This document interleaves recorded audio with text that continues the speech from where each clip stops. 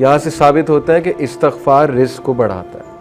अगर किसी ने अपना रिज़्क़ बढ़ाना है तो वो इस्तग़फ़ार को पकड़ ले। इनफैक्ट रसूलुल्लाह सल्लल्लाहु अलैहि वसल्लम मेजॉरिटी सहाबा जब उनसे कोई ज़िक्र पूछते थे तो या वो दुरूद इब्राहिमी बताते थे या वो इस्तग़फ़ार बताते थे। ये साबित है सही हदीस से। तो इस्तग़फ़ार के बारे में एक हदीस ये भी आती है कि रसूलुल्लाह सल्लल्लाहु अलैहि वसल्लम ने फरमाया कि जो शख्स इस्तग़फ़ार को कॉन्स्टेंटली अपना लेता है, बहुत ज़्यादा कॉन्स्टेंट इस्तग़फ़ार करता है, Allah will make a way out of him from every difficulty. Allah ताला उस शख्स के लिए हर मुश्किल से कोई रास्ता निकाल देता है। तो मैंने खुद भी पर्सनली अपनी लाइफ में देखा, आई एम श्योर कि आप लोगों ने भी देखा होगा कि जो बंदा बहुत ज़्यादा इस्तग़फ़ार करता है उसके मामलात आसान होते हैं, और जो बंदा जितने गुनाहों में पड़ा होता है और इस्तग़फ़ार जो है नहीं करता है तो फिर ज़ाहिर है कि उसके मामलात फिर बहुत तंग हो जाते हैं, उसकी लाइफ बहुत तंग हो जाती है। इसी तरह सबसे जो बेहतरीन, ये वन ऑफ द फेवरेट आयत है सहाबा की। मेजॉरिटी सहाबा जब उनसे पूछा जाता था कि आपकी फ़ेवरेट आया कौन सी है, सहाबा की आपस की कन्वर्सेशंस ये होती थी, बैठकर एक दूसरे से डिस्कस करते थे कि आपकी फ़ेवरेट आया कौन सी है, आपकी फ़ेवरेट आया कौन सी है। तो चैप्टर 39 वर्स नंबर 53, सूरह ज़ुमर वर्स 53, कुल या इबादी अल्लज़ीना असरफ़ू अला अनफुसिहिम ला तक़नतू मिन रहमतिल्लाह। ए नबी कह दीजिए मेरे बंदों से, यहाँ पर या इबादी तमाम इंसानों से बात हो रही है, अल्लज़ीना असरफ़ू अला अनफुसिहिम जो कि ज़्यादती कर चुके हैं अपने नफ्स में, who have cross the limits. असरफ़ू यानी कि इसराफ कर दिया हुआ है, ज़्यादती कर दी हुई है उन्होंने अपने नफ्स पर।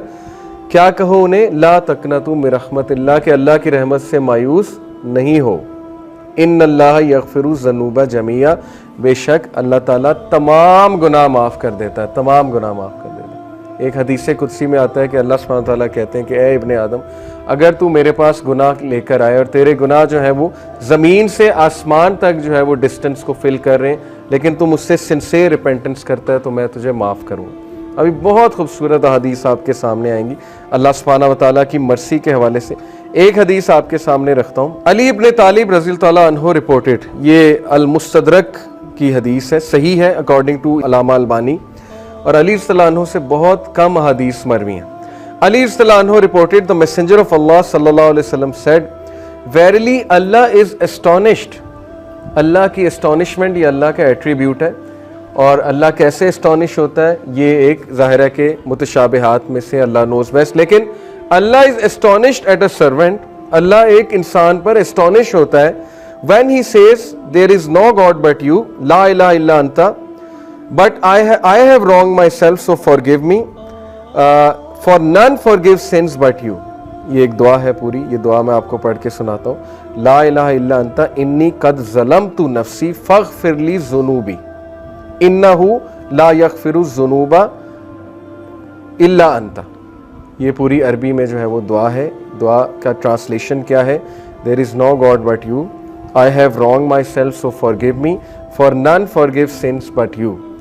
अल्लाह एस्टोनिश करता है ऐसे बंदे पे, और अल्लाह कहता है my servant acknowledges that he has a lord who forgives and punishes. Allah angels को कहता है, अल्लाह ताला बोलता है कि क्या मेरा बंदा ये एक्नॉलेज कर रहा है कि उसका एक रब है और वो रब जो है गुनाहों को माफ़ करता है, यानी अल्लाह को इतनी खुशी होती है। इसी से रिलेटेड एक और हदीस है कि जब एक गुनाहगारी, सही बुखारी की हदीस है, जब एक गुनाहगार शख्स अल्लाह से गुनाहों की माफ़ी मांगता है तो अल्लाह को इस तरह की खुशी होती है जैसे एक इंसान जिसका कैमल डेजर्ट में लॉस्ट हो गया था और वो अपने कैमल को ढूंढ रहा था, और उस कैमल पे सारा सामान था, उस कैमल पे पानी भी था, उसका बाकी भी दीगर सामान था, और अचानक उसे दूर से वो कैमल चला नज़र आता है तो वो खुशी में आपे से बाहर होकर जो है वो ये कहता है कि अल्लाह मैं तेरा रब हूँ और तू मेरा बंदा है। ये हदीस के अल्फाज है, यानी खुशी में इस तरह के अल्फाज कह देता है।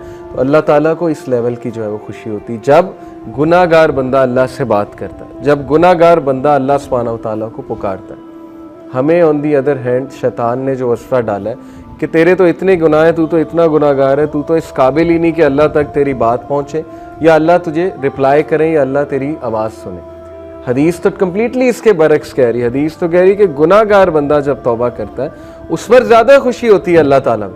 And it perfectly make sense. मैं एक टीचर हूँ, आप में भी शायद कोई टीचर हो। जब अच्छे स्टूडेंट जो है वो ए लेते रहे, ए स्टार लेते रहे, मुझे कोई इतनी खुशी नहीं होती, मैं कोई सरप्राइज नहीं होता हूँ। लेकिन जब बैक बेंचर और एक ऐसा स्टूडेंट जिसका रिकॉर्ड ही कोई नहीं है, वो अगर अच्छे नंबर ले ले तो मैं एस्टॉनिश भी होता हूँ, और जाहिर है कि मुझे दुगनी खुशी होती है, शायद इससे भी ज़्यादा खुशी होती है। तो इट परफेक्टली मेक सेंस।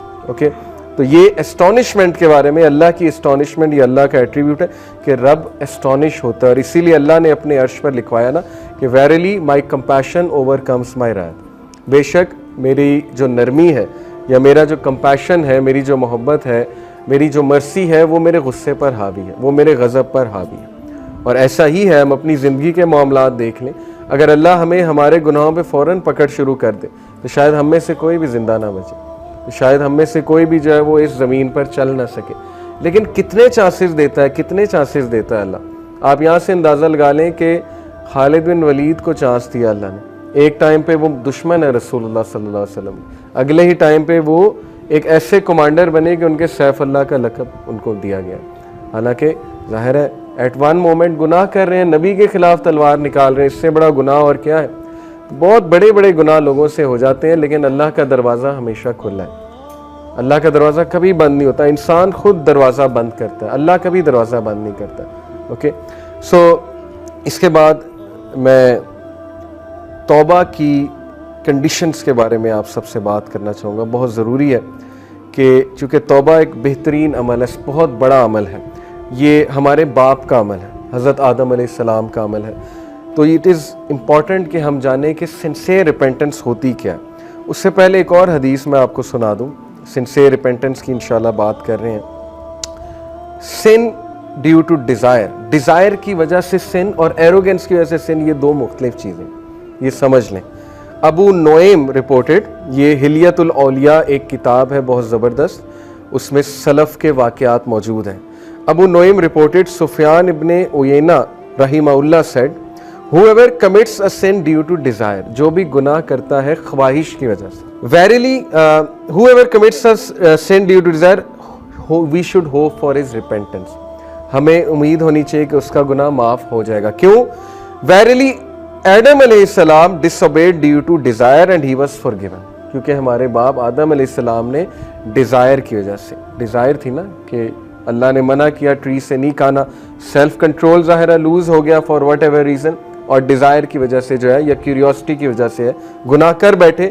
तो उन्होंने कहा कि इन्होंने सुफियान इब्ने उयैना ने कि अगर कोई शख्स डिज़ायर की वजह से गुनाह करता है तो उसकी माफ़ी है। But if a sin is committed due to pride and arrogance then fear that the perpetrator may be curse, लेकिन अगर कोई शख्स मुतकब्बिर होकर, और जैसे फिरऔन था, अना रब्बुकुमुल आला, तकब्बुर, एक तो गुनाह कर रहा है, बच्चों को मार रहा है, आगे से ऐलान कर रहा है कि मैं रब हूं, मैं जिंदगी देता हूं, मैं मौत देता हूं, तो ये वाला जो सिन है इसके बारे में है कि that person will be cursed. Verily Iblis disobeyed due to pride and he was cursed.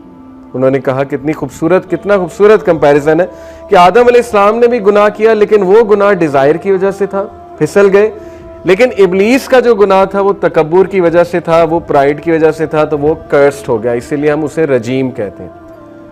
तो अगर आप किसी को गुनाह में मुब्तला देखें तो उसको पहली तो बात जज ना करें, क्योंकि वो शख्स स्ट्रगल कर रहा है, वो कौन सा प्राइड में कर रहा है। बहुत से ऐसे गुनाह है, मुसलमान तो प्राइड में नहीं कर सकता, मैंने तो आज तक ऐसा मुसलमान नहीं देखा जो गुनाह करके जो है तकब्बुर करे कि मैं तो बिल्कुल ठीक हूँ।